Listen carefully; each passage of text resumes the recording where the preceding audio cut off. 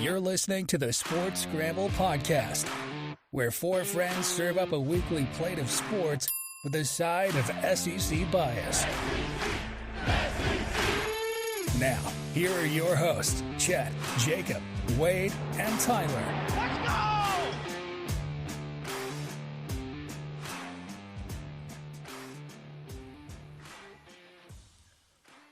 What is going on, everybody? Welcome to this week's episode of the Sports Scramble Podcast, brought to you by Belly Up Sports. I'm your host, Chet, joined with all of the co-hosts this week, Tyler, Jacob, and the long-lost friend, Wade. How is everyone doing? Doing all right. Doing well. Good to be back. I was on a sports sabbatical. I got all the new knowledge for everyone. I got new opinions, new beliefs, so ready to spread them. There we go. Yeah, and your Gamecocks got new life. They're making it go into a nice bowl game after a big upset win over Clemson. So, yeah, absolutely. They got I saw on Twitter that the Citrus Bowl tagged South Carolina after the win, and I don't know if they thought that LSU was going to lose to Texas A&M. LSU might have fallen into that bowl game, but if they already have an agreement, then it's not too far-fetched that the Gamecocks could be down in Orlando. Well, I did my bowl prediction today, so I got South Carolina going to the ReliaQuest Bowl in Tampa. I was gonna say, where the heck is the ReliaQuest Bowl? It's the formerly known as the Outback Bowl, but they got a sponsor, so well, now they can't do the coconut shrimp and blooming onion.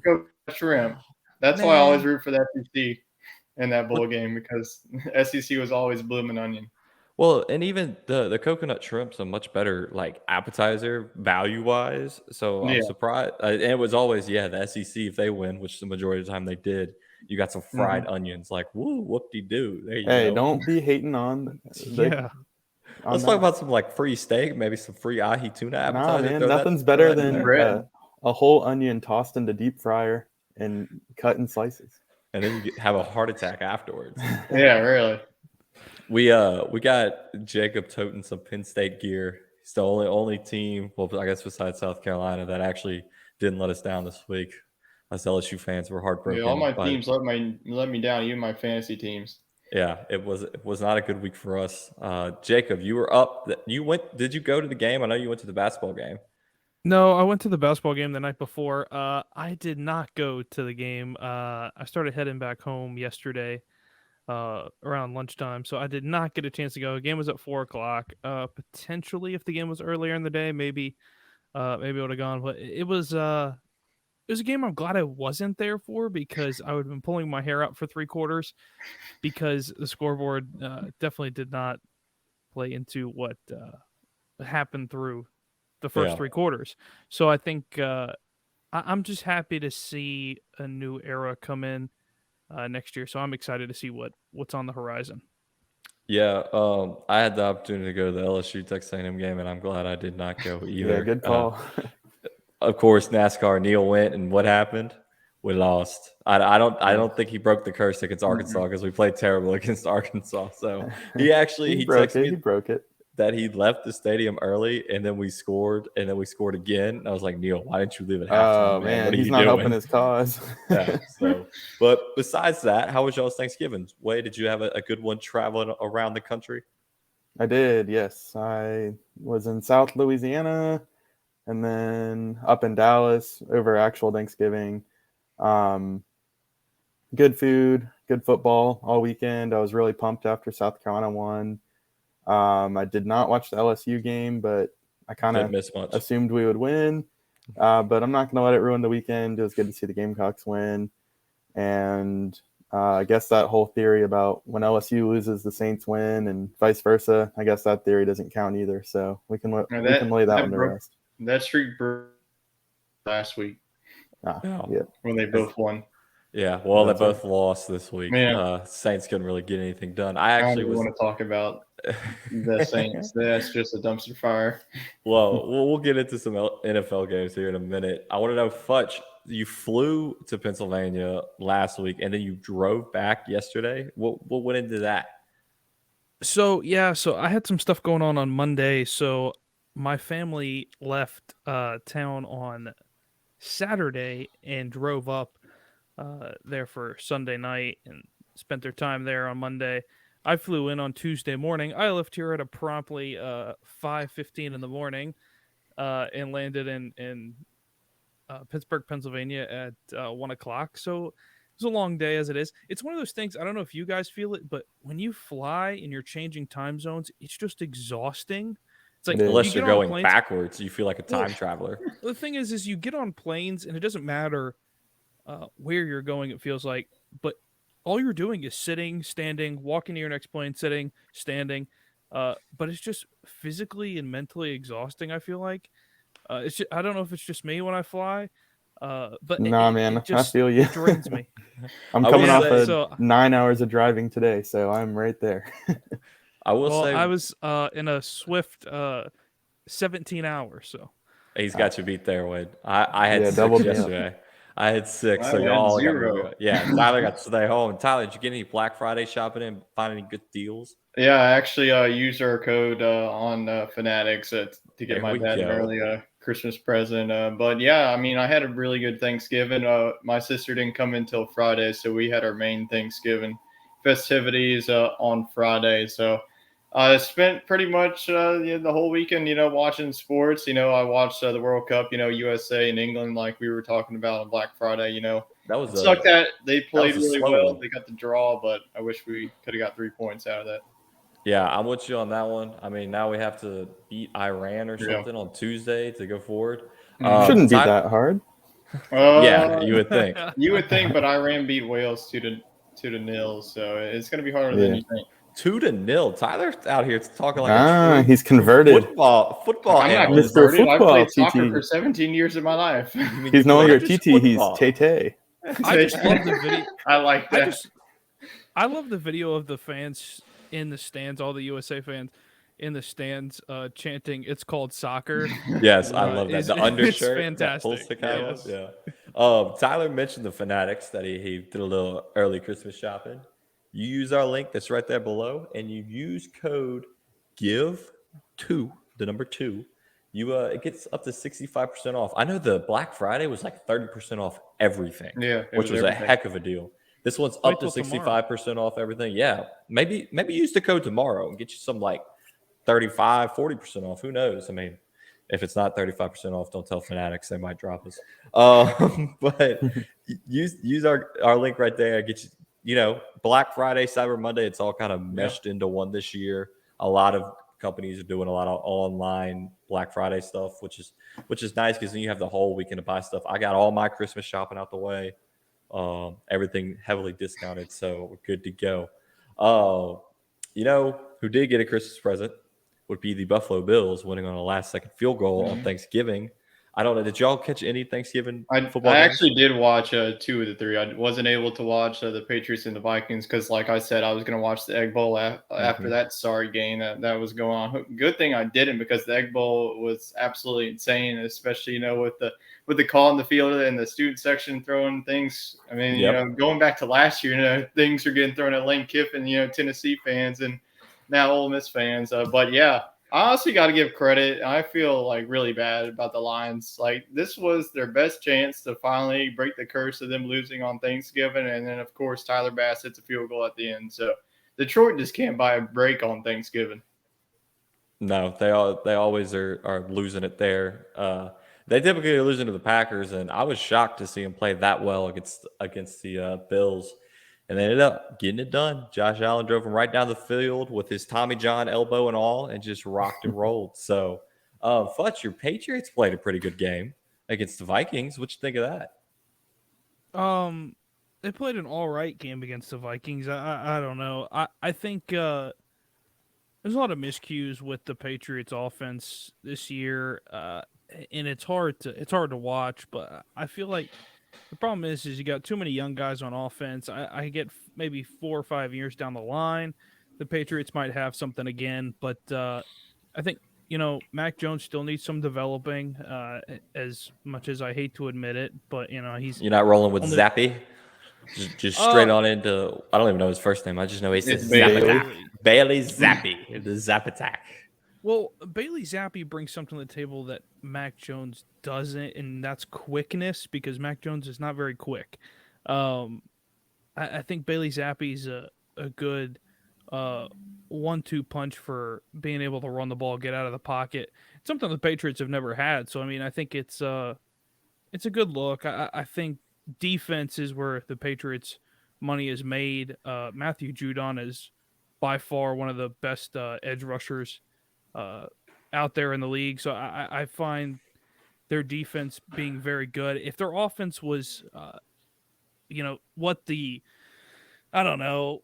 What they used to be with Tom? Sure. I'm trying to, relate it to another team. But, I mean, if their offense was at the level where the Bills are right now on offense, I think that, they'd be competing for a Super Bowl. It's one of those things where the defense has really kept them in a lot of games this year. Sure, they have. In a lot of low-scoring games, some ugly games. I mean, your ugly game against the Jets the 3-3 with the special teams winning it for them.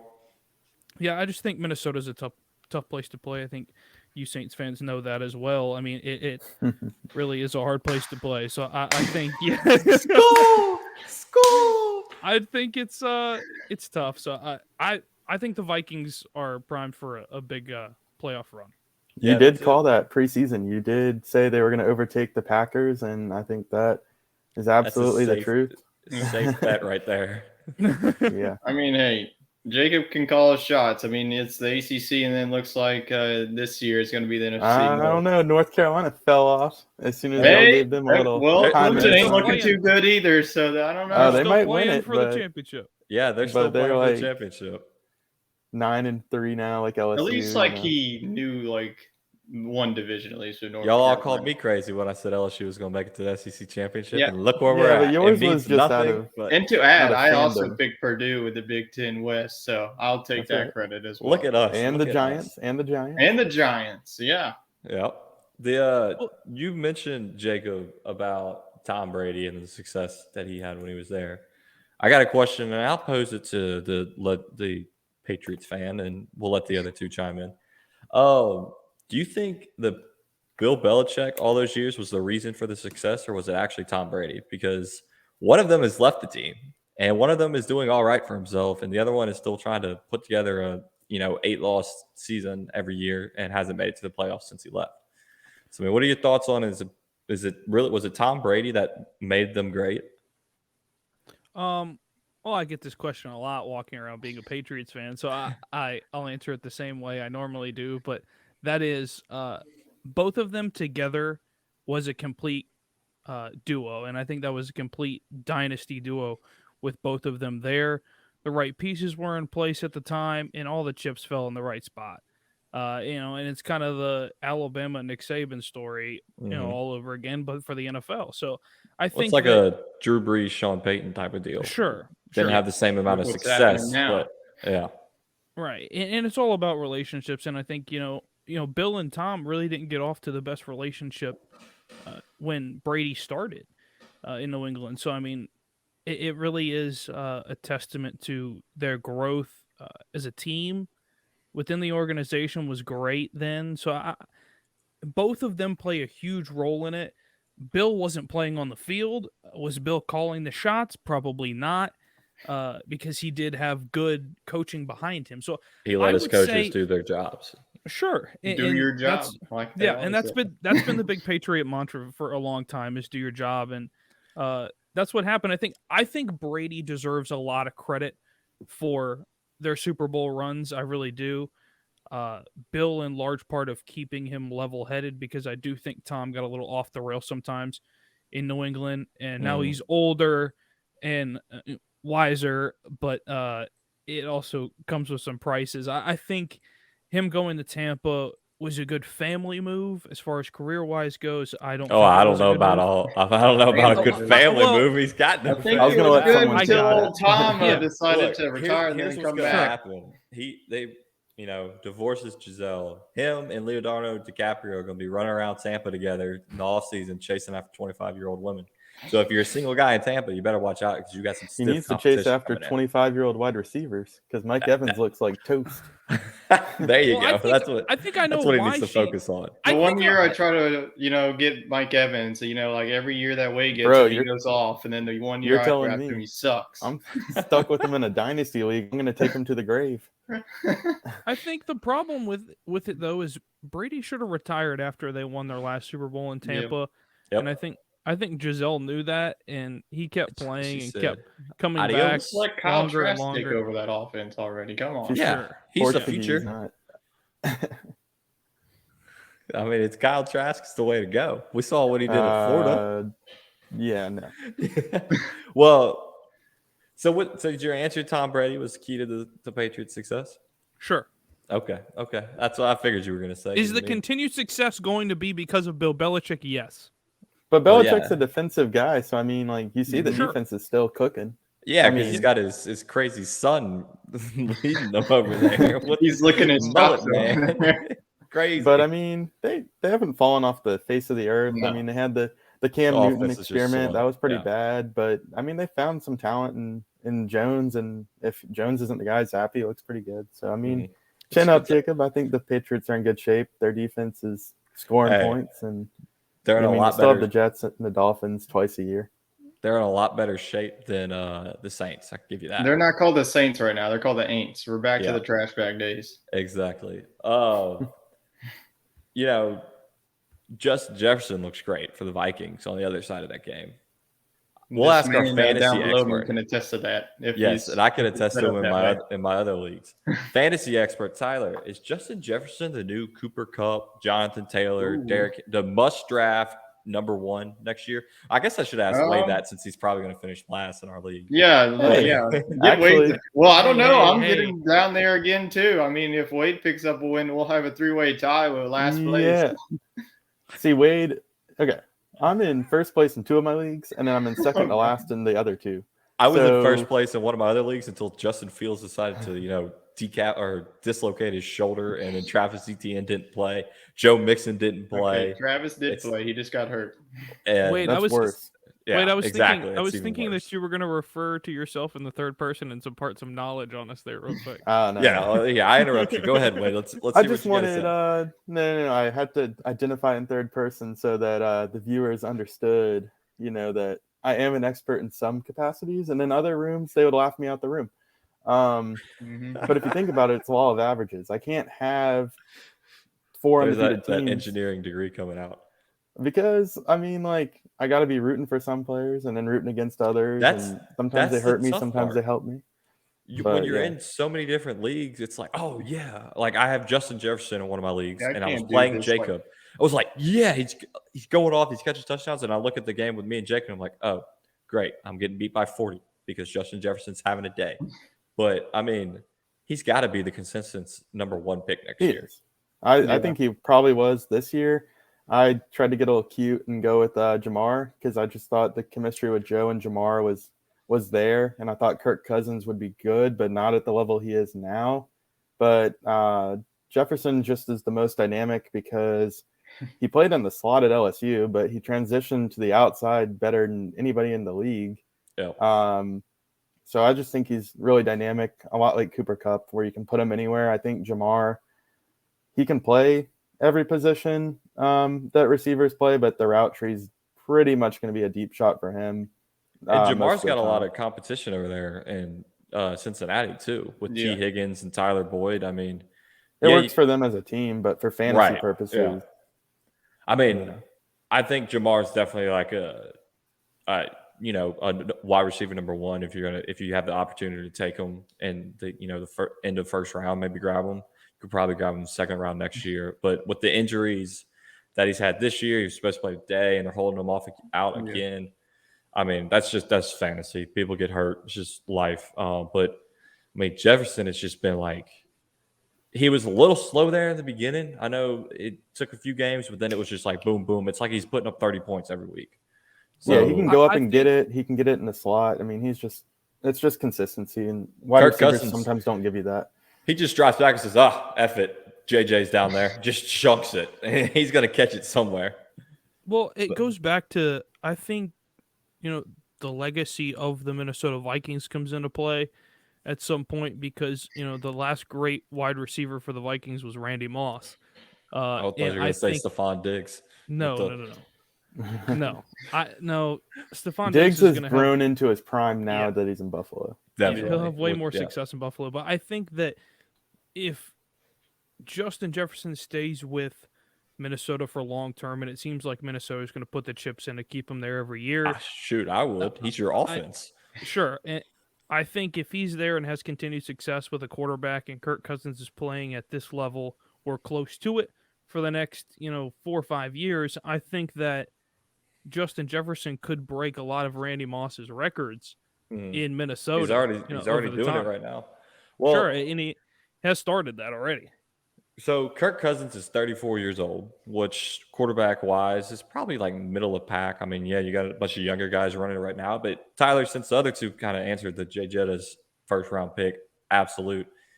Is Cousins worth drafting? I mean, obviously not ahead of like a Patrick Mahomes or Josh Allen, but maybe middle of the pack type of guys? Yeah, I mean, for value-wise, I would definitely go for it. I mean, I don't think he wasn't even drafted in our league, and, he's putting up really consistent numbers. So, I mean, yeah, like I agree. I think in our league purposes, I think that Justin Jefferson is going to go number one because, we're an LSU league and, people – I think the mindset, the RBRV was like the way to go for many, many years. And I think that now it's going to change to, okay, are you like putting your thumbs down on me? I'm saying going future, okay. Not a chance of going. I'm done RBRB. I would feel like say more people Jefferson are number just one going to go overall. wide receivers because they're more consistent, running backs, just look at like Melvin Gordon, for instance, like he was supposed to be the guy with Javonte Williams, and now it's Latavius Murray all of a sudden. So you just can't really buy anything. I think the overall number one next year could still be Christian McCaffrey just because he's with the San Francisco 49ers. It's a better offense, and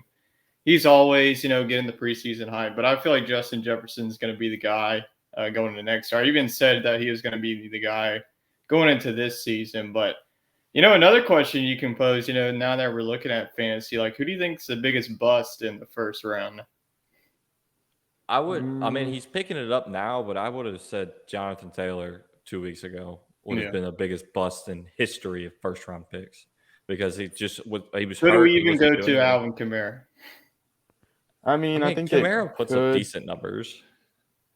For me, it's Leonard Fournette because of the offense he's in Tampa. Yeah. The problem is that Brady's got to throw the ball when they're behind. You got 3 running backs; they rotate them in all the time. I would stay away from Tampa running backs as a whole going forward for anybody because there's just no value in it. There's no point in taking a Tampa Bay running back or receiver. Your only hope if you're going to draft somebody from Tampa is either Brady or their kicker, and that's really all they've got as far as that goes, or defense. And their defense is still okay. They've slipped up a little bit, but I just think that you can't afford to take a skill guy from Tampa Bay because you're going to get torched every week. Here's my take on Kamara. I drafted him as RB1, and he's not even doing nothing really. He hasn't done nothing since the Raiders game. You got to look at it like when you're at the end of the first round, and I have Kamara in a dynasty league, so that was a little different. So he kind of slipped because he's 27, and so he slipped into the second round. But a first round talent, there's like 5 players in the NFL in fantasy purposes that can get you like 30 plus points any given Sunday. And I think that's Derrick Henry, Christian McCaffrey, Jonathan Taylor. And then if you want to add receivers, Cooper Kupp, Jefferson, Jamar. And then I think Alvin Kamara is right on the fringe of that. And I still thought he had it in him the Saints offense, to be honest with you. They just don't give him the ball, and he's not going to get it after. No, they don't have an offense to give him the ball. I mean, most of the time they're trailing, they can't even really run it. Would y'all be surprised if we traded Kamara at the end of the year? No. For draft picks? I mean, I don't think there's going to be much of a market for him, though. Especially with him about to be suspended. He's going to be making, I think, $18 million a year with a 4-game suspension coming up. Probably just going to have to eat it. Yeah. Well, I will be doing with what our friend Logan Tanner. Shout out to him. He just got engaged over the weekend, so congratulations. When he came on the show, we asked about his fantasy draft strategies, and he said he just goes wide receiver all day. Just takes a running back in like around 8. So I think that's my move going forward. The culture for fantasy is about to change, especially this year, because this year honestly has been a down year overall in fantasy. Really, like outside of Jay Jettas and Tyreek Hill, there's really like that one player that's really like taken off, like Kupp and Jonathan Taylor and all those guys that were really on my team last year. That's how I did so well. I will say, shout out to Ramondre Stevenson. Yeah. He is a breakout guy. Yeah, really. Kenneth Walker's a breakout guy too. I mean, he's the only one who showed up for me. I will say D-Hop, I'm glad I snagged him there at the end. Even though he had a 6-game suspension, he's been putting up consistently 15-plus points a game. That's pretty good for a wide receiver, And if he can mix a touchdown, I don't think he's caught a touchdown yet this year. So if he can mix a touchdown in every now and then, that'd be pretty good. Other NFL game. Go ahead, Fletch. Closing with, I think that next year is going to be a big year. We're going to see a lot of young guys become part of fantasy rosters and be starting weekly. For me, I took Breece Hall in I think the 5th or 6th round, and was good for me for a number of weeks. He's out for the rest of the season, unfortunately, but it was a really good back for me. And I put guys who spent their career on the backfield on the bench and put him in just because of the value that he had in New York. I had Garrett Wilson today for New York start and had a great game. I wish I had Mike White. I'll tell you that. It's not Russell Wilson. I almost went with Mike White. I didn't have the guts to do it. I went with Geno Smith this week, guys. I took Geno Smith off, and I started him this week. That's a fantasy surprise that Geno was getting picked up and people were dropping Russell Wilson. Yeah, I should have been one of those people. Well, I've got Justin Fields in one league, and he's been doing great, but he got hurt and he didn't play. And my backup is Russell Wilson, and it's that league where you can have 2 quarterbacks start. Superflex. One isn't, and so there's nobody that you can pick up besides Mike White and like Matt Ryan. And I was like, well, I don't know what Mike White's going to do. Let's just see what Russell Wilson can do. He's playing the Panthers. What's he do? He throws like 80 yards, 2 picks, and I think he had 1 touchdown. So it wasn't great. That's a one. The Broncos players were getting into him with the sideline too. I saw that. Yeah, get a little chippy over there. To your point about Cousins and 34, where is that on the quarterback timeline? The Vikings just have to be very careful on how much money they give him because not everybody's Tom Brady. I mean, let's be real. 30, 36, 37 is probably about it for most guys. I mean, look at Matt Ryan. That's kind of more of a realistic approach as to how quarterbacks age. And Russell Wilson might have hit it a little early. Yeah. So looking around the league, we had overtime Raiders Seahawks. Josh Jacobs breaks off that 86-yard run to win that game. Pretty awesome for Josh Jacobs owners. Shout out Matt Jones. He's going to destroy me this week. You got Jaguars upsetting the Ravens 28-27. I guess old T-Law was upset that the South Carolina didn't play or beat Clemson, so he had to let him know who he was in the NFL. They attempted a 67-yard field goal attempt with Justin Tucker. They sure did. Was that to win the game? Yeah, it was to win the game. It missed short. That was in a weather delay for a little bit, so no way you're making that in 67 yards. It wasn't snowing. It was in Jacksonville. So there's that. It was a lightning. It was raining. Dang, 67. How was it close? Not really. I mean, 67 yards. You got to think about where he's kicking it from. It's Justin Tucker. Well, yeah, he made it in a dome. I mean, they needed elements. They needed the elements is completely different to get it over. You had the Chargers win on a 2-point conversion over the Cardinals, 25-24, just going for the win there. Who was the other overtime? Browns beat the Bucs in overtime. So, and the Packers are currently beating the Eagles by 1 at the end of the first quarter. The Eagles are second and goal. Oh, well, that's not going to last long. So, Wade, since you were in Dallas, in the NFL talk with, did you watch the Cowboys?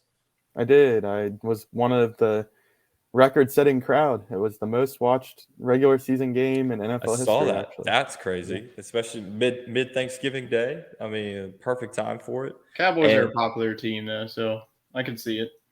Yeah, Cowboys and Giants are both leading the NFC East, so not leading, in second place in the NFC East. So might as well throw them on and see what happens. And it was a little slow, but Giants made it interesting there at the end. Speaking of, I was going to say slow, but I can't say that for because our actually the shipping is fast.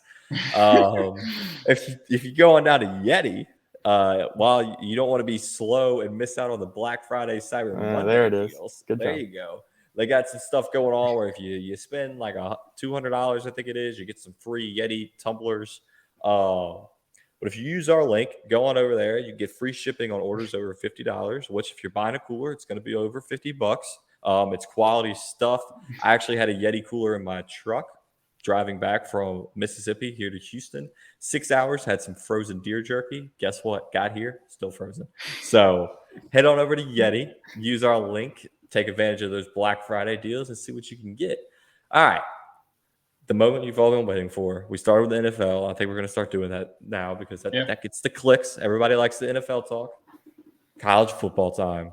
Do we want to jump in to – I don't really want to talk about it. Do we want to jump into who got that dog in them? Does everybody have a pick for this week? All right. Yes. I'm going to hit the Yes. hit the Got to get the slideshow. dogs out, right?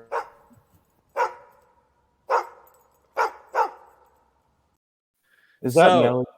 No, that's not Nelly. That might be Tyler's dog because he made that. No, it's not. It would be definitely – Nelly's a little deeper bark than that. Yeah, it would be a deeper bark than that. So who got that dog in a pick? I've got mine, and I don't think anybody's going to expect it, but except for Tyler, since I mentioned it earlier. We'll start with Fudge.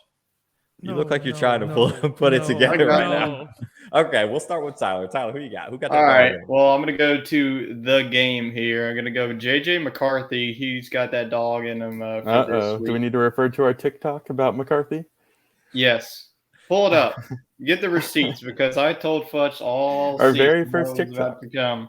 J.J. McCarthy, thank you for proving that I was right all along and that you are the Michigan starting quarterback and you put it to Ohio State, and that's why you're going to be it. It was a little slow for McCarthy, not going to lie, for Michigan, but in the end, he finished with 4 total touchdowns, 263 yards in passing. I can just see it in Jacob's eyes that he loves this pick. 27 yards on the ground, add a touchdown. So great win for Michigan as they pretty much clinched not only the Big Ten championship, but the playoff. I know that Purdue is there. Purdue, always is surprising people. So that's definitely one that you can't really negate. But it's looking like Michigan's going to be on their way to the playoff. There you go. You got that dog in him. Wade, who you got? I'm going to go with Antoine Wells Jr. Oh, yes, your SEC fantasy receiver. Yes, out of South Carolina. They call him Juice. I feel like that's kind of an overused nickname at this point, but he did have the juice, so he gets to keep it. He's got the juice.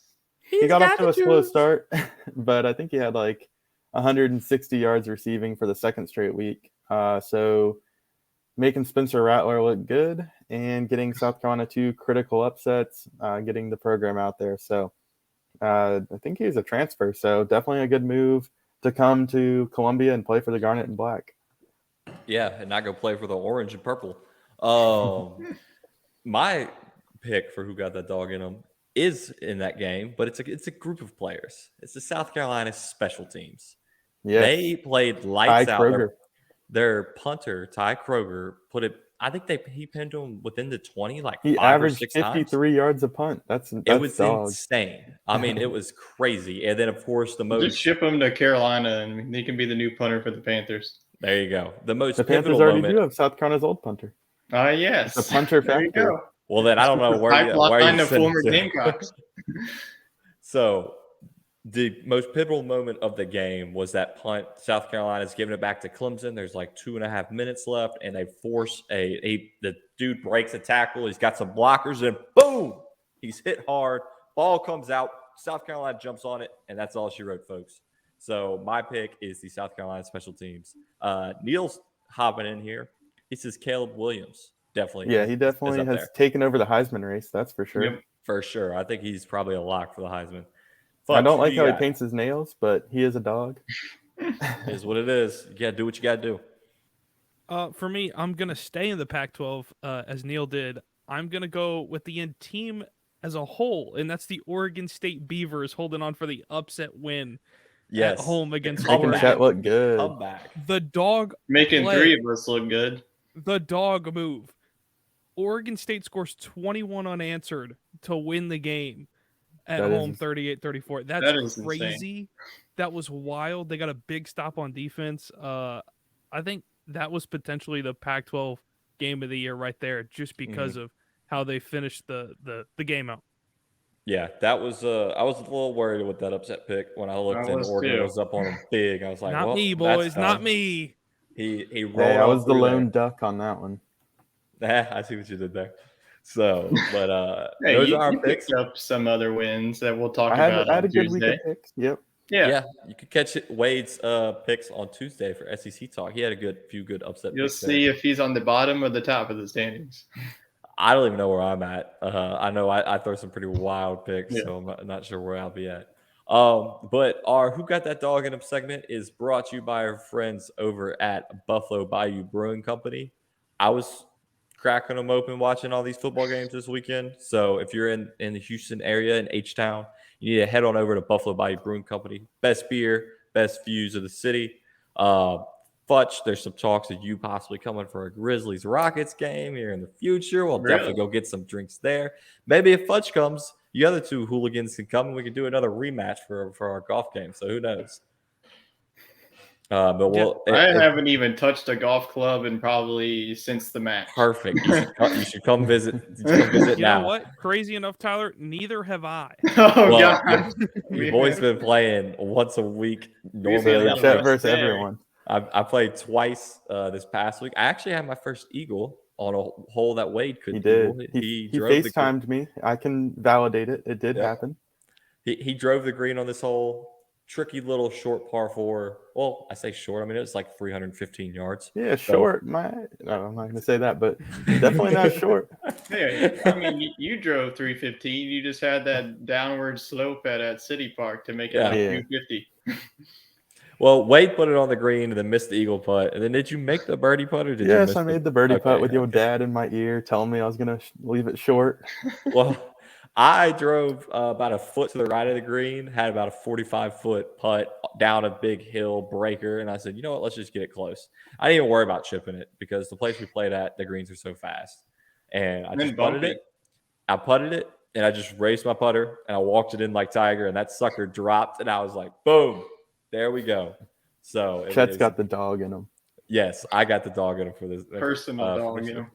Well, after I eagled that, I then went on to shoot 15 over on the back nine, so it was pretty bad. I got to humble you, sir.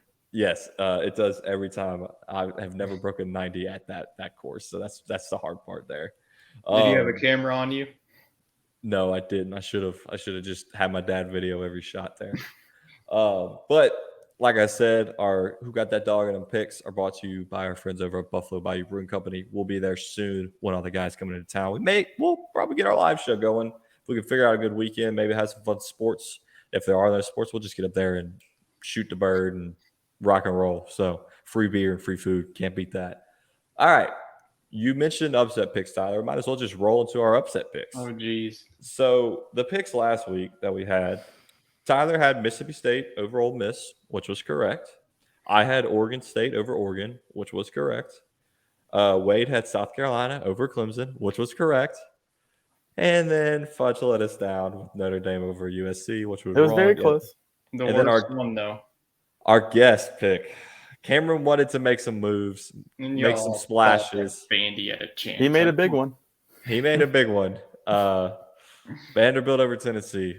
I honestly thought Vandy had a chance. They had everything to play for. Tennessee was done. It got some TikTok views. I believe that we have receipts of Tyler, you saying that it made sense and you were going to take the money line. I edited that TikTok. So I watched you say it. So you can't. But on SEC Talk, I came back like there's no shot. Yeah. Well, Neil's going to join us at Buffalo Bayou whenever we go. But that one was rough. I thought maybe with the backup quarterback, their college football playoff hopes dashed. Who knows?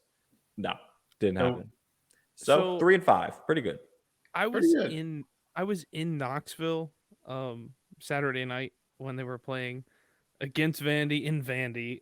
Oh, I bet that place was rocking and rolling. Yeah, I was in an Applebee's at probably the start of the fourth quarter. $2 marks. Woo!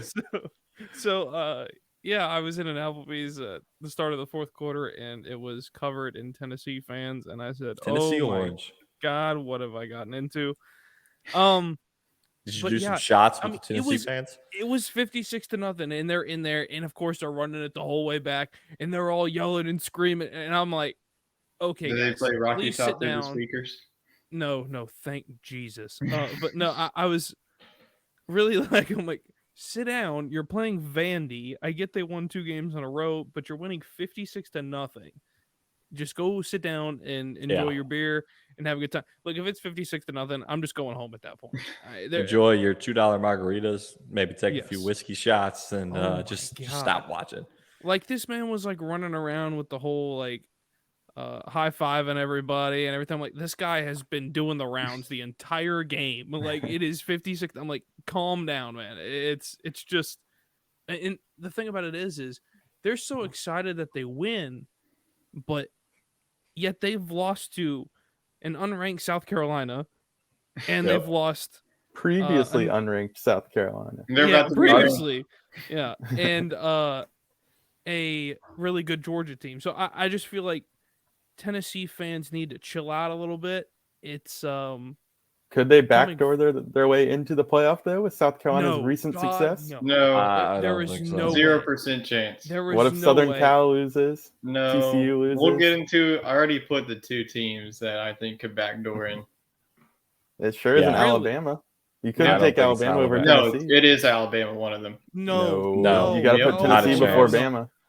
Tennessee has the head-to-head. Yeah, but Bama's 2 losses, you got to think about it, is pretty much like 2 points and a point. Tennessee's losses to 27 on the road, and I don't think either one of them gets. Okay, come on, like you really. I've been saying it for weeks that Alabama can't get, but now like they're probably going to be number 5, and then USC is going to be 4, and then it really. I hope that USC just handles business because I don't want to see that happen. It really depends on where Ohio State is. Like, do they put them ahead of Bama or do they go behind them? You can't have an argument for Ohio State and not Tennessee, in my opinion. They both just lost by 28, and one has played a tougher schedule. To put Tennessee and Alabama before Ohio State. I mean, Ohio State loses; they get blown out by Michigan, but still, we've seen that the committee doesn't care that if you get blown out by somebody who's either unranked for a week or you get beat by a really good team, you fall 2 spots. Congratulations! It's like basketball all over again, but it's. There's not a chance. I mean, there's a good chance that USC loses to Utah because Utah's a really good team. I mean, if Utah was playing at home in this game, which virtually they are, seeing that. And they would win the game pretty easily. I think you can call it that.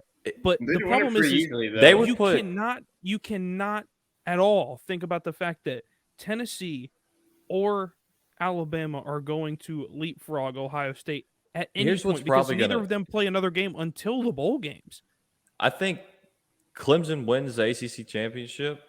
They leapfrog all of them because they lost to South Carolina by 1. Tennessee got blown out by South Carolina. Clemson. I don't know. Clemson's got a better shot than Tennessee. What is Clemson's best win on their resume? About to be North Carolina. Probably that. That would probably be like their only best win. Because they lost to Notre Dame, who's the ranked team. South Carolina. What about Notre Dame? Be a ranked team. Oh, wait, they have 2 losses. Yeah, I mean, I'm looking at the top 25. Their best win's probably like NC State or Wake Forest. I think at this point they put 2. I know Futch, you're very against 2 Big Ten teams going in. I think that's probably more likely to happen than 2 SEC teams at this point. Absolutely. If LSU I think it's just going to run the course. I think the 4 that are in are going to make it. Yeah, but there is more scenario that I could see still Bama getting in. I mean, USC is going to play the best defense they've played all year next week. I mean, hands down, that's going to be the already played them though. They scored 42 on them even in the loss. Yeah, I mean they're probably going to get beat again. It's one of those things where is that your early upset pick already? I don't know, man. I don't. Yeah, well, let's get into upset picks. Is that your upset pick? Utah over USC? Yes. There's not a very big field of upsets. I thought it was UNC. No, there's not. It's all championship games here. So once we get to the our playoff picks, we can all get right, back to the playoff discussion. We can spend more time on it. Yeah. All right, Wade. Who's your upset pick? Here's my upset. North Carolina over Clemson. And all right. NASCAR Neil agrees with you. NASCAR Neil agrees with you there. Raiden Clemson, all right.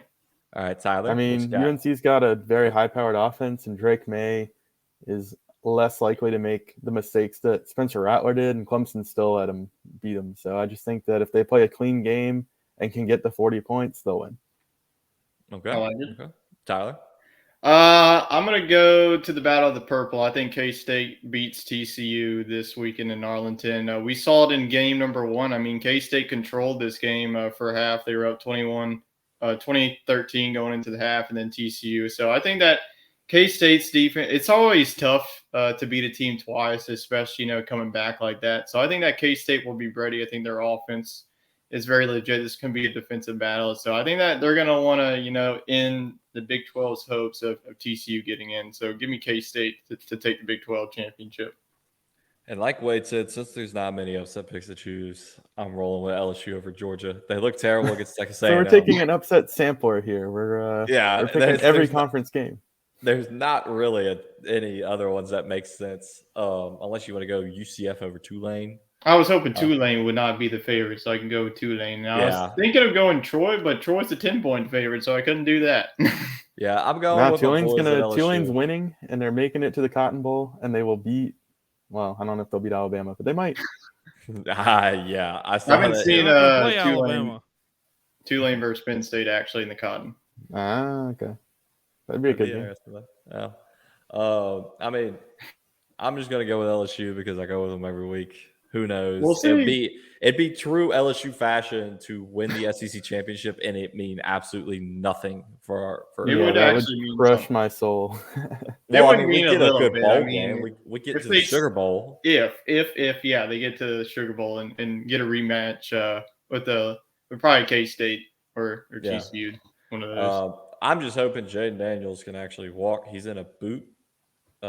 Supposedly he avoided a high ankle sprain, so that's good.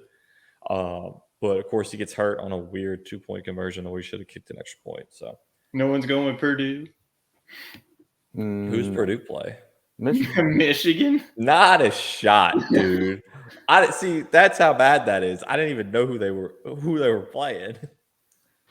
Not a shot. Michigan all day. What do you want them to do? Run the game back twice? Yes. Here's the problem. Iowa shot themselves in the foot by losing to Nebraska. Yep. And that was comical. Screwed themselves. Yeah, but I'd rather see Purdue versus Michigan. That would have been the same story last year if it was Iowa, Michigan. Yeah. Well, it was just funny that all they had to do was beat Nebraska, and then they couldn't even do that. Who that sounds like, Wade? Do you know who that sounds like? Matt Rule is taking over for the corner. Yeah, I was going to say 2 new hires in the Big Ten. We got Wisconsin finalizing a deal with Mr. Luke Fickell. That's a slam dunk hire. Yeah, definitely. I mean, it's definitely an upgrade. I thought he wanted to usher them into the Big 12, but I guess he's a Big 10 guy through and through. He's a Midwestern guy. He does not. He wants to be the Midwest himself. I mean, with a last name like Fickell. I mean, come on, Fickell, Icicle. He's got to go to Wisconsin. So that hire has big Big Ten implications because number one, that part of the country, if you zero in on that area of the country, a lot of those players there end up going to Michigan. Luke Fickell's going to pull a lot. Luke Fickell's going to pull a lot of guys out of Michigan and up to Wisconsin because of his continued success. And you're going to have the battle of, really 5 head coaches, coming soon in the Big Ten. I mean, you're going to have Chip Kelly, Lincoln Riley, Luke Fickell. Luke Fickell, the icicle. Yeah, Harbaugh and Ryan Day. I mean, that really is a is Ryan Day that good of a coach? Let's be real. Ryan Day is a coach of Ohio State. That's my prediction. Ryan Day is the coach of Ohio State. He just surrounds himself with good people. He got gifted. Urban Meyer built that program up to where it is right now. Exactly. I agree with you on that one, Tyler. All right, Fletch, finish your point about all the Luke Fickell, the pickle, icicle man. What about Luke Fickell, the icicle? I think that sounds. That's what I was saying. Yeah, Luke Fickell, the icicle. That sounds better. Okay. You got to emphasize the ickle, not Luke Fickell, the ice pickle. Luke Fickell, the icicle pickle. Try saying that one 5 times fast.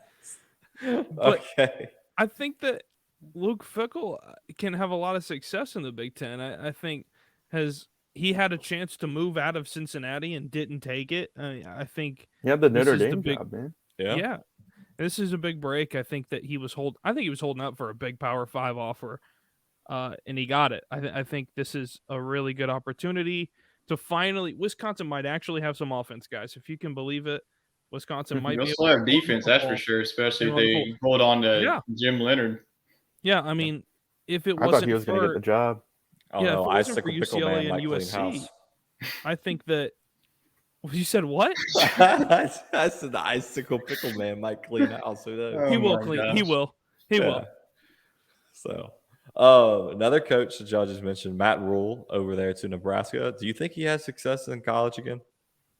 I mean, he just absolute dumpster fire. I mean, he wanted the 2 hardest jobs in the country, Baylor and Temple. So here you go. He does great at Baylor. Sounds like Nick Saban doing great at LSU. He goes to the NFL. Dumpster fire. Also sounds like Nick Saban.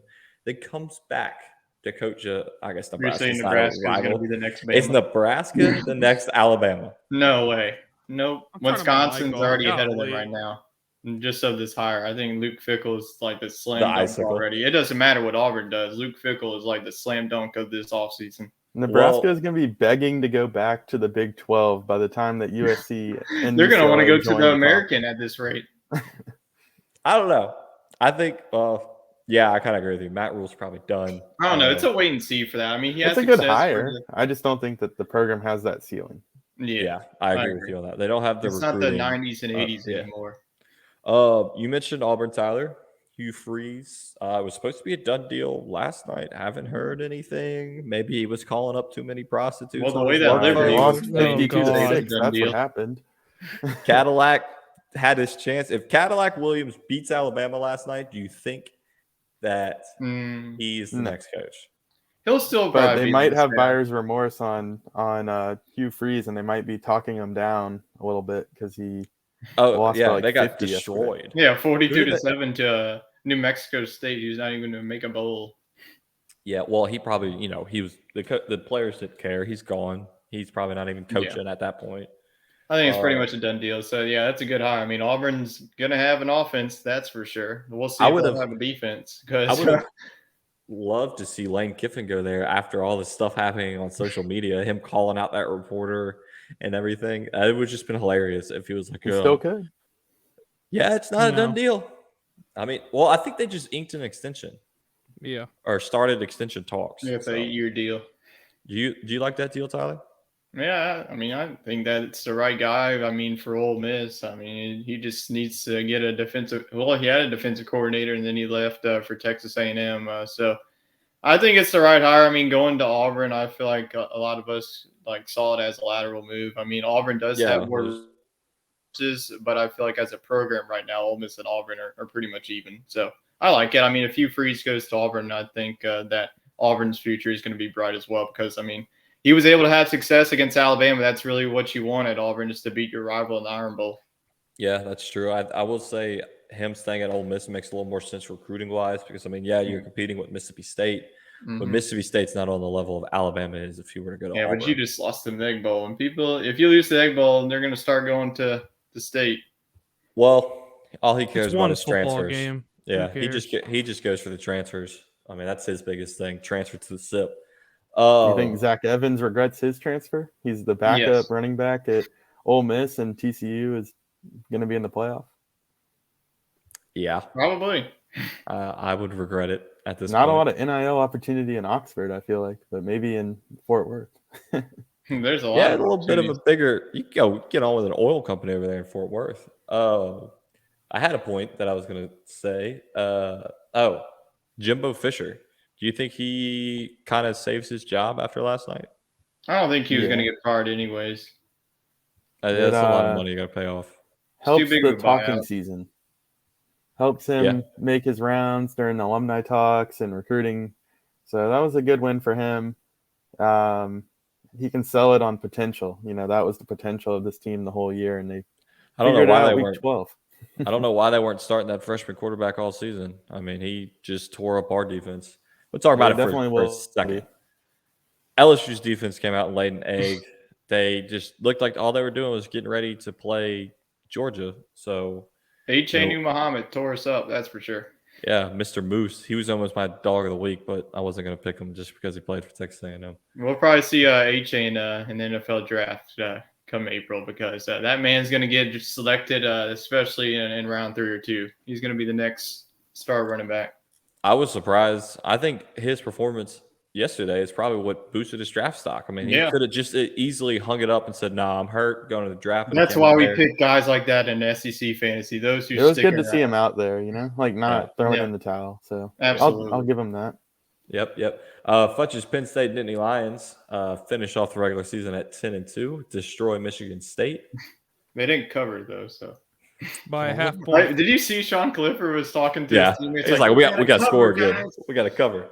That's always good to see when you got your starting quarterback worried about the I bet Jacob's happy to send off Sean Clifford that he doesn't have to play in that stadium again. Yeah, I'm so happy that I don't have to watch him play in Penn State anymore. I just feel like it has been such a dragged out. Like 6 years, it's felt like 16. But I have physically aged 16 years watching Penn State football. No, I think it's a good time for I don't know. Sean Clifford's going to play in the bowl game because he's not going to the NFL. I think everybody knows that. He there's no chance. I mean, he's got to at least put his name in the draft. Might come back as your grad assistant. No. He won't go to the NFL draft. He's already got a big business with this whole NIL thing, helping out a lot of athletes throughout the country. And at Penn State with his NIL company, him and his brother run. His brother's younger than him, Liam. He is probably going to be a starting wide receiver by the time he's a senior. He's got another 3 years really to figure it out. But I think it's good to get some young blood in there now. Clifford was never a strong arm guy. Wasn't really an accurate guy. Just kind of made something out of nothing kind of guy.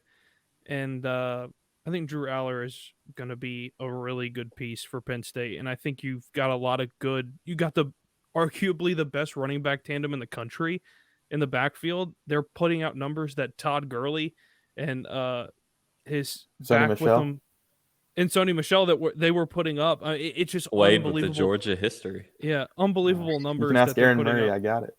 Yeah. So I think there's a lot of success in instead of having just one back like Saquon Barkley, now you've got two backs that might be not on the same level as Saquon, but you've got two backs that are really reliable in the backfield that can bail you out. So I think a lot of the success for Penn State in the 10-2 season goes to them because Sean Clifford's season has been nothing but rough, and last night was probably the best way to end his he's Penn got State the bowl career. game. He can go out there and really rock and roll in a bowl game, maybe give himself a shot. So Penn State has struggled in bowl games though, and I know Tyler mentioned, Penn State and Tulane. I think that's a bad matchup for Penn State, but of course we'll get into all of that. But I just feel like bowl games and Penn State do not mix together really well. As far as coaching goes, I think Penn State also needs to look at coaching because they've gotten guys from inside the Big Ten to come over there. They've left. They've gone to other programs, back to their old programs. So, I mean, arguably the biggest hire at Penn State wasn't even James Franklin. It's Manny Diaz. So I think that him being defensive coordinator also helped Penn State get to where they were. He wasn't a good head coach, but he can be a good DC. So, speaking of bowl games, and we got championship games going on next week, I want to ask, Out of the two, the Big 12 and the Pac-12 championship game, which one has the most implications for the college football playoff rankings? We'll go with Wade. I'm going to go Pac-12 just because I think TCU and Michigan were the big winners of this weekend. I think that they had respectable wins enough that if they lose a close one on Saturday, they'll still be in regardless. I think USC, they definitely have to win to be in. So if they lose, then we kind of enter that scenario that we were just debating on, well, who jumps up. But I think TCU will move up to the 3 spot probably the 3 spot. And I think they'll stay there. But if they lose, I think that they would probably slip to 4 and still make it. Tyler, Jacob, you all agree? Would it be wrong to say both? Well, I mean, you could say both, but I told you to pick one. Pac-12 or Big 12. Yeah, I would probably sit on the fence, but it's uncomfortable. I would probably have to lean with the Pac-12 because, I mean, USC already has that one loss, TCU. But the problem is, I don't know how, like, even if TCU loses, like, do they still get in? That's the problem. Like, they're not going to be a Big 12 champion, and they're going to be, faced off against Ohio State. Name brand, Ohio State's going to get in.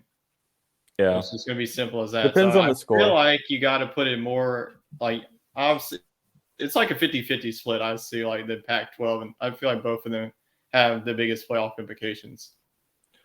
Fudge. I'm going to go Big 12. I think TCU has a lot to figure out, especially against K-State, who handled business this weekend. I think K-State, arguably is the best team to beat TCU. I know Baylor had a chance to beat TCU, but I think K-State is pound for pound, really right there with TCU. K-State had some screw-ups during the season. It cost some games, but they really could be a top 10 team. I think, like Tyler said, both have really big playoff implications because if K-State does come back and get a bounce-back win against TCU, I think TCU's out. That's the issue.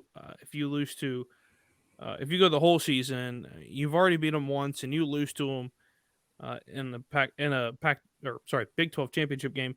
I don't think the committee's going to allow it, only because of strength of schedule and some other things. I think as far as the Pac-12 goes, if Utah beats USC, the Pac-12's out completely. And of course, the Big 12 would be out completely. And that leaves you with 3 conferences, really 2, because the ACC is out, I think, completely right now already. So really, you've got 2 Big 10 teams and 2 SEC teams potentially making it. And that's where you see Tennessee or Alabama come back into play. So I think Tennessee would probably get the nod there if that was to happen. But with all the upsets that we've seen this year already, I mean, it's bound to happen. Something's bound to happen. The reason I don't think Tennessee gets in is because we've seen Georgia and Tennessee, and we Alabama's saw already ahead of Tennessee. I think the committee takes into effect that Georgia romped Tennessee. Tennessee has no starting. Well, they have the backup playing now, which they did great last week, but it's not Hendon Hooker. We didn't see the Georgia Alabama matchup this year that we see every year, and I think if TCU and USC were to both lose, then I think Alabama probably gets that nod. It'd probably be Ohio State and Alabama that jump up, which I hate to say if both USC and TCU loses, Alabama, Ohio State are in. See, but hold on now. We got Penn State here right behind them. No, they have 2 losses, and I mean they are like 2 good losses, but I mean they got blown out by. I don't think Ohio State or Penn State gets in over Ohio State. So. No. They can't. The problem is you're going to see, if that was to happen, the committee really has to figure out how they're going to structure it. I think they just say no playoffs. You know what? We're done this year. We're just going to. I would love that. What season's over? Yeah, I would love that. I just BCS days 1, 2, goodbye. So I think that if the committee's going to structure it correctly, it's got to be Georgia, Alabama, and Ohio State and Michigan playing against each other. If that was to happen, that way you don't have 2 of the same. Right. Because that's the problem I think we see over and over again is, who's the best 4 teams in the country? It's all about the best 4 teams in the country. I said, yeah, but the problem is nobody wants to sit there and see two SEC teams other than Georgia fans and Alabama fans want to see them play each other in a national championship, because it's the same freaking thing over again as we see normally in the SEC championship. Yep. or likewise. And I mean, I think LSU was really the spoiler this year to make the SEC championship because of their win over Alabama. Yeah. I mean, if LSU wins on yesterday, we're not even having this discussion. That's the issue. So that's why it irks me even more. Yeah, I'm with you. We're not having this discussion with that. If Clemson beats South Carolina, we're not having this discussion. It was gift that's why I said. It was that's why I said things are bound to happen. They win. They're bound to happen next week. It's going to happen. It is. Well, then with that, let's go ahead and just get into our college football rankings real quick. Let's let me play the intro music. And this will probably be our final one since the selection actually. It will be. We get to sneak one in, huh? Or it's I think they do it at 11 a.m. like on Sunday. So we would already know the. Well, this is our final college football playoff picks.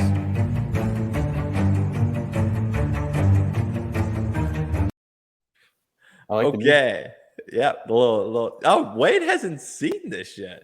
No, I've seen it. I just haven't. I showed it to him with it. I think a couple of weeks ago. So, college football playoff, as Fletch just laid out, it can be absolutely insane. It's been insane all year. I'm honestly glad make the committee work. Well, yeah, make them work. I'm sure they get paid to do this. And they normally just pick like Jacob always says, make them work. They ain't gonna work at 11 a.m. on Sunday, man. They'll have it figured out Saturday night. 24/7, make them work. So watch all those games. Wade, we'll let you kick it off since you've been gone forever and you're finally back to join us. Who's your top 4 next Sunday? All right, next Sunday I'll have number 1 Georgia. I think that LSU could flirt with the upset, but after this Saturday, I have no faith in pulling the trigger on that. So Georgia retains the number 1 spot. Number 2 is Michigan. I had Michigan in my initial playoff as the 4 seed, so I'm glad to see they're still there. But I'm going to elevate them to number 2 because of the big win over Ohio State, and I think they ride that momentum. Shouldn't have any problems with Purdue, but Purdue is a pesky team. So, number 3. I'm going to give TCU the benefit of the doubt that they are going to win. Number 4. Oh man, I really want to pull the upset. I do like Utah, but I'm going to put a USC win in the universe because I really don't want to see Alabama backdoor their way into the playoffs. So I think that there's going to be some upset scared dodges this week. You think Alabama gets in over Ohio State? I think Ohio State probably would make it because if you look back to last year, Georgia was dominant all year and they had one really bad loss to Alabama and it wasn't close and they still made it. So, I mean, I think that they would go with a 1-loss team in Ohio State at 4, but I think USC gets it done. I think they're pretty hot right now. In fact, if I'm Georgia, I'd rather play TCU than I would play USC. And let's be honest, if Ohio State and Michigan aren't on the same side of the Big Ten, they're playing in the championship. They're going to play a rematch like the Big 12. I mean, TCU and Kansas State have already played this year. They're going to get a rematch. And I guess that's the only one out of the conferences that is a rematch. So a little weird there. Yeah. So Tyler, USC and Utah, that's a rematch. Yep. Yeah, it is a rematch. So I'm going to stick with my number 1. I've been telling Chad that this wasn't going to happen, and we saw it Saturday. Georgia is going to be number 1. You don't know. We still got next weekend. You never know. There's still next weekend, but I don't see it happen. I think Georgia's going to wallop LSU next weekend. Number 2 is going to be Michigan, though I'm interested to see if the committee bumps Michigan up to number 1, just depending on how emphatic that win was over Ohio State. I know that the playoff committee loved Ohio State to begin with, so we'll see. Number 3, I'm going to go with USC. I think they'll beat Utah. As you could probably tell, I have TCU already losing to Kansas State, and then Ohio State's going to backdoor their way into the 4th spot, and then we could see a potential Ohio State Michigan national title if they both went out. Okay. Butch? I'm gonna do exactly what I said I wasn't gonna do. So that's you're gonna backdoor both of those. No teams? upsets. No upsets. That's no. So at number one, like Tyler mentioned, I think it is enough for the committee to put Michigan at 1. So I'm gonna put Michigan at 1. So I think they'll take the number 1 spot over, only because they blew the doors off them in the second half. I'll put Georgia at 2. I don't think they're gonna have any problem making it there. Sorry, Chad. Y'all all hating. Hey, this is good. Sorry, all three of you. This is what LSU's all going to hear, that they don't have a chance. Same thing Texas A&M heard. So I'll have Georgia at 2. At 3, I'll put TCU for now. I think they'll probably stay right there. There's no opportunity for them to move up, even if they do blow out K-State. They're going to stay right there. I don't think it's going to happen. I think it'll probably be a really close game as it was before. And at 4, I'm going to backdoor Ohio State back in, because I think Utah will probably take care of business against USC once again. I just feel like there's going to be a big discrepancy if we have to dip into 6 and 7 to figure out who's going to make the college football playoff. And I don't think it's going to make it that far. And I hope it doesn't make it that far, because it's just going to be a massive disaster that people are going to talk about for the next year. And all off season, all of our shows will be talking about it forever. So, that's my top 4. I just feel like it sets up good, because you have the Michigan-Ohio State rematch, and then you've got Georgia playing against a pesky TCU team. So I think I don't think they would put the rematch. That'd be good TV. Round, so what? I said that'd make for some good TV. No, Tyler, what'd you say? I don't think they would put the rematch of Michigan and Ohio State in the first round. So you're saying I don't think they would ever give the opportunity. They would never give the opportunity for them to play against each other for the national championship, knowing that Georgia was the number 1 team in the country all year long. Yeah, there's no way that's going to happen. Yeah, I think this year you got to look at it objectively, not worry about rivalries. I mean, you just got to put number 1 versus number 4. Yeah. So here's what I've got, and y'all are gonna hate it, but since I took LSU as my upset pick, I gotta see it through. I've got Michigan 1, TCU 2. If Georgia's on this 4, USC 3, same problem. Georgia 4. I think the way Caleb Williams is playing right now, USC gets it done over Utah. And I think since I picked LSU as the upset pick, I got to go with it. LSU beats Georgia. I think it drops them from 1 to 4 and just shifts everybody up. I think they still make it. Is Michigan. Yeah, because now they're playing Georgia. It'd be a rematch like last year. You got TCU versus USC, and that should probably be your national championship matchup. Yeah. So I think TCU, USC probably pair up the best, and Michigan and Georgia probably pair up the best right now. And then I could see Georgia, USC in the national championship. I really hope we just get 4 different teams that, we get a USC and TCU, and none of these. I will say I like it this year because it's completely different. You've got Michigan, TCU, and USC, which, I mean, you got Georgia still up there, which has been there the past few years. But when's the last time you've had a Big 12 and a Pac-12 They'll be team? annoying next year. Next year it's going to take us an hour and a half just to do our college football playoff picks. We're going to have to pick it'll be easy because you plug in the conference champions. Those are the first, 5 seeds. You're at large seeds next. Yeah. Real last college football topic I want to hit. Heisman favorites. No discussion on it. Is it Caleb Williams? Yep. Put your money on it. Yeah, I think at this point it's got to be. There's really no one behind him. Hendon Hooker lost 3 games worth of stats. So yeah. So if Blake Corum doesn't get hurt, I think he's the consensus number 1. But I think, I think it's easily. Well, congratulations to Mr. Caleb Williams. You transferred from Oklahoma to USC, the University of School. What did I call it, Tyler? School changing. Switching conferences. University of Switching Colleges. Is what I that's it. Right. And he got it done. So, yay. Congratulations, Caleb Williams. All right. Traitor. Yeah, I'm with Fletch on that one. A few little snippets around the sports world. Golf season's pretty much at a lull, but Tiger Woods and Charlie Woods teaming it up next week in the PNC Championship. That's always fun to watch. You got John Daly and his son, Tiger Woods and Charlie Woods, and then all the other duos that I don't know because I really only watch Tiger and Charlie. Tiger's actually playing 3 weeks in December. So if golf's not really doing anything right now, but you got PNC Championship, the Hero War Challenge that he hosts, and then you got the match. It's Tiger and who's playing with Tiger? Fletch, you should know this. I don't golf know. trivia. Come on, now. It's JT and Spieth versus Tiger and somebody help me out. Somebody help me out. Rory. It's Tiger and Rory versus JT and Spieth. JT and Spieth all the way.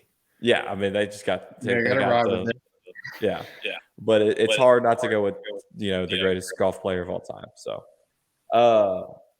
and also they had the PIP come out. I don't know y'all don't pay much attention to PGA Tour, but it's basically the player impact program. Tiger cashed a cool $15 million. I wish I cashed $15 million. I said Tyler goes. Tyler getting a cool $15. Yeah, $15. As always, I have my TMZ Sports segment of the week, and we have a sponsor for this one this week. We picked up a new sponsor. We got Piper Golf Balls. They graciously sent me some golf balls. I didn't get them in time for before Thanksgiving to try them out, but I got a dozen, so I'll save 3 of them for y'all. We'll give them a shot, see how they are. I've seen very good reviews of these on social media. If you head on over to piper.golf/sportscramble10 or just go to pipergolf.com, you can use our promo code sportscramble10, get 10% off your order. They advertise as tour quality balls for not a tour price. So I'll let you know when I play probably this weekend, honestly, maybe next week. I am playing next weekend in the tournament, but if I play this weekend, I'll try them out and let y'all know what I think. But TMZ Sports segment. Tyler found it for me this week. My boy, Odell Beckham Jr., who is going to be traveling to New York to meet with the Giants on Thursday and then the Cowboys, which next week we can make our pick for which team he goes to. He's flying. I'm surprised he wasn't flying private. Flying first class. Was kicked off of the plane today. And the flight crew said that OBJ was in and out of consciousness and wouldn't put on his seatbelt. And the flight got delayed with Odell refusing to leave. Everyone had to leave the plane, and then they escorted Odell Beckham off the plane. I wouldn't sign him. You can't sign him. Are you sure that any teams will want to sign him after that debacle? Somebody that was on Antonio the plane, Brown Jr.? Well, here's the thing. Somebody that was on the plane said this didn't happen. He was not in and out of consciousness. Yes, he was asked to leave the plane, but he wasn't drunk or anything. This from the Miami-Dade Police Department. They were dispatched to a medical emergency he's flying American Airlines. Come on, Odell. Let's go with Delta, man. Yeah, just get a private plane. Hey, I flew American this week, so chill out. Look, yeah, but you're not Odell, man. At least go with Delta. Well, obviously. The rumor is Did you get kicked off your flight? No, I almost kicked myself off the flight. Well, that's why you don't fly American Airlines. Did your bags get to where you were going? So, but the rumor is that the flight attendant was worried that Mr. Beckham was seriously ill and that his condition would worsen throughout the 5-hour flight. So they called for the police and fire rescue to escort him off the plane. People are saying all he did was pop a few sleeping pills because he couldn't sleep, and that's why he couldn't wake up. So there's your TMZ segment of the week. We had Tyler's mom pop in Fabulous Four. Yep, we were the trio. Now we're back to our Fabulous Four, our scramble that we always got. And we had Neil in the chat the majority of the time. So shout out NASCAR Neil. But we'll talk about it next week, where we think Odell's going to land and if he can help the Cowboys make it to a Super Bowl, because that's where I think he's going to land. One last thing. We mentioned World Cup. Everybody tuned in on Tuesday. So Team USA takes over Iran. Okay, maybe I shouldn't have worried. Yeah, maybe rephrase that one. Take down Iran. You also missed my joke early on when I said it should be pretty easy. I mean, it was sarcastic. Another old soccer talk. Manchester United owners trying to sell the team for $7.25 billion. To put that in perspective, the Broncos sold for $5.4 billion last year. Well, that was a bad purchase. Yeah, sell it but to Walmart. $7.25 billion for a soccer team. Let's move them to Jacksonville and then have it like the NFL for the Premier League, where they got to come play their games over here. Yeah, there you go. It could be a I don't see them lining up to go Jags. play in Kansas City like we do. Yeah. Like we send our teams over. Why isn't Manchester United, and Liverpool, traveling to Houston to play? I mean, they've got a nice soccer stadium right there in downtown. We do. I don't know. Come on, Man U. I mean, you don't even have to convert a stadium like they do in Europe. Yeah. So who You're knows? the storage units. Yeah, like the guitar over there. We'll have to have Cameron on once the group stage is in, and we can talk a little bit about the knockout stuff. Anything we missed? We kept it a little shorter. It's not 2 hours tonight. We're at 1 hour and 22. That is good. So, anybody else got any closing topics before I hit the outro music? Nope. Let's just create more chaos. Yeah, college football, man. It's never ceases to surprise us.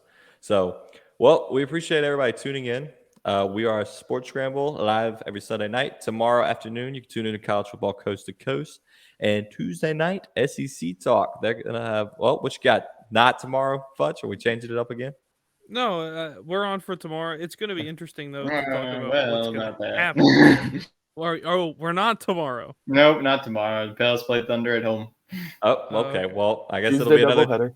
Tuesday doubleheader, College Football Coast to Coast and SEC Talk. And there's some rumors that Wade and I are going on a show on Thursday night. So we'll see if that happens. It's to talk about LSU versus Georgia. I don't know if I want to do it anymore. Oh, man, I don't want to go anymore. No, we got to go. We'll show them some support. We're going to get roasted.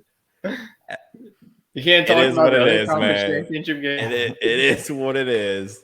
So, but it's the I would pull up the show name so I get it right. The Morgan Man. Shout out him. He reached out to us, wanted us to come on and talk some LSU Georgia. Mr. Morgan, I'm excited to be on the show. I'm just disappointed in my Tigers. Well. Yeah, Tyler, whose show did you hop on last week? The Captain Lou Extravaganza. Definitely go check him out. He's a big Michigan fan, so he's definitely a good week for him. Yeah, good week for him as well. I mean, we both picked Ohio State. We were wrong, so here's what it is. It is what it is. You are right. So we appreciate everybody tuning in. If you enjoyed the show, please go leave us a review on Apple Podcasts. It helps get it on that suggested list so we can get out there to more people. So thanks again. I'm about to hit the outro music. We hope everybody has a great week. Thank you for listening to this Belly Up Sports Podcast Network product. Some said we go belly up, so we made it our name, and we're still here.